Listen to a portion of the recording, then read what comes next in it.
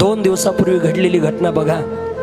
छत्रपती संभाजीनगरला एका मुलानं वडिलांकर आयफोन मागितला. आणि आयफोन मागितल्यानंतर बापाला द्यावं वाटत नाही, असं नसेल बापाची परिस्थिती. बाप नाही म्हणला. मुलगा एका डोंगरावरती गेला. बाप समजावून सांगण्याकरता गेला, अरे नको उडी मारू बाबा, नको आत्महत्या करू.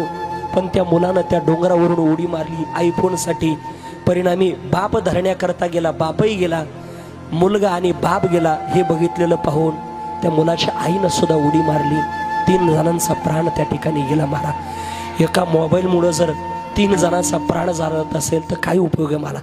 माझं सांगणं आहे तुम्हाला, 50,000चा नाही, लाखाचा नाही, 2 लाखाचा मोबाईल असावा पुरावा आपल्याकडं.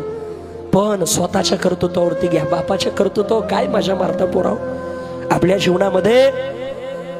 तुम्ही इथं बसलेले माझ्या सहित, आपल्या प्रत्येका सहित, खोटं नाही सांगत मारा, आपल्याकडं लय पैसा असेल, लय श्रीमंती असेल, पण ज्या वेळेला आपण लहान होतो ना, आपल्या बापाची फाटलेली बन्याल पाहून आणि आपल्या बापाच्या पायाला पडलेले भेगा पाहून आपल्याला मोबाईल मागणं सोडा, चप्पल सुद्धा मागा वाटत नव्हती. चप्पल सुद्धा बापाची परिस्थिती पाहून नाही हो. आणि तिथं आज मोबाईल पायी जर प्राण जात असेल तर काय उपयोग आहे? म्हणून माझं सांगणं आहे, आपल्या जीवनामध्ये मुलांना जे पाहिजे ते देऊ नका. जे पाहिजे ते देण्यापेक्षा मुलाला जे गरजेचं आहे ते द्या. जे पाहिजे ते जर देत बसाल, एक दिवस अशी वेळ येईल का तुम्ही जर देऊ शकले नाही तर ते तुमच्याही मृत्यूला कारणीभूत ठरल्याशिवाय राहणार नाही. किती वाईट